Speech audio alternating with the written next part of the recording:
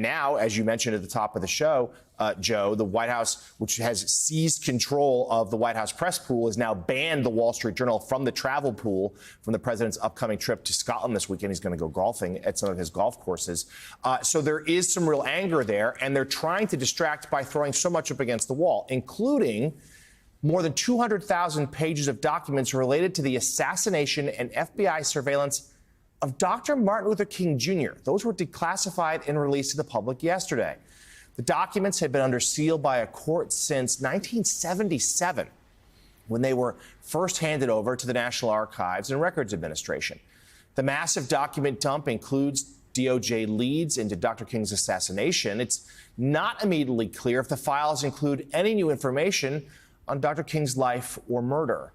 The King family was opposed to the public release of the records. They were given advanced access to the documents, but in a lengthy statement, asked anyone from the public also combing through the files to, quote, do so with empathy, restraint, and respect for the family's continuing grief.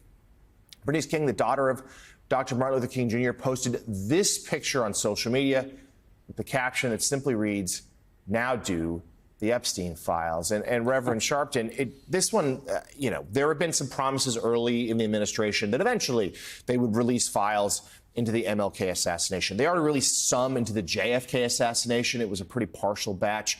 More promised. They might turn to Robert F. Kennedy Sr. At some point, too. But this is what's striking about this one is the family really didn't want it. They didn't want the wound to be opened again. They didn't want any sort of embarrassing information to come out. They simply were like, we've moved on, the nation's moved on. And they're flat out saying what a lot of us are suspecting here. This is simply an attempt to change the conversation from the Epstein matter, but also other things that are really dragging down the president's approval ratings. No, this is clearly a distraction. The fact of the matter is, they say you're going to release over 200,000 pages. Goes possibly beyond the assassination. And the concern the family has had, and I work closely with Martin III, is that there was a lot in that file, possibly by J. Edgar Hoover and others, who clearly were anti-Dr. King, yes, had a bias. It has been well documented that J. Edgar Hoover and others had put out stories that were false about Dr. King.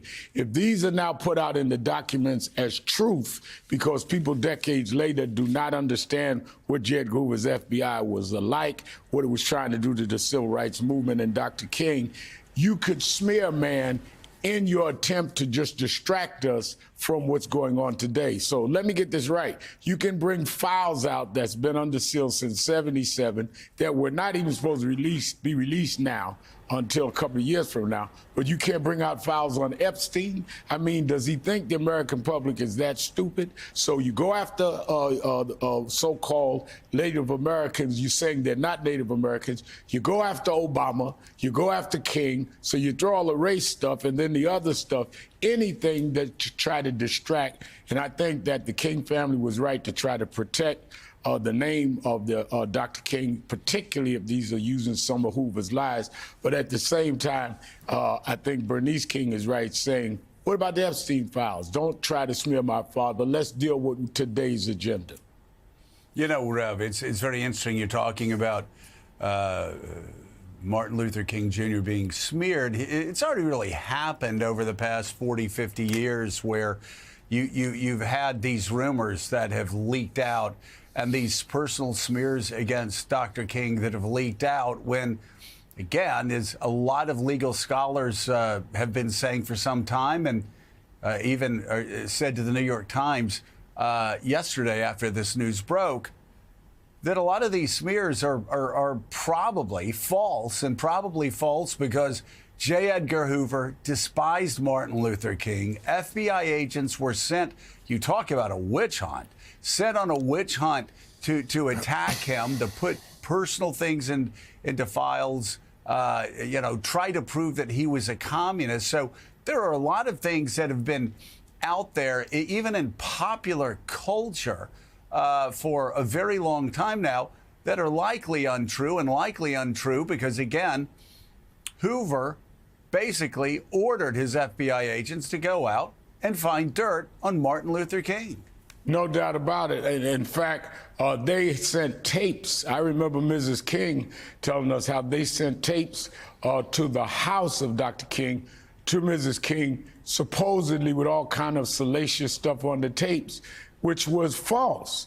And telling Dr. King another letter, you know what to do, like suggesting he remove himself from public life. So these are the things they want released now to the public, so some of our conspiracy theorists on the other side start bringing out things that have been discredited 40, 50 years ago, and to bring that kind of pain on the King family. A granddaughter who he never lived to see is just so unfair and outrageous at this time. Yeah, President Trump finds himself in the unusual position of not being on the right side of the culture wars, not being ahead of it, and he's trying. It looks like, with all of that great list that you had up just a second ago, that we had up of all the things he's posting about, it looks like he is just trying to get back in front of the culture wars into a position he's more familiar with. We'll have more on that, of course, coming up on the program.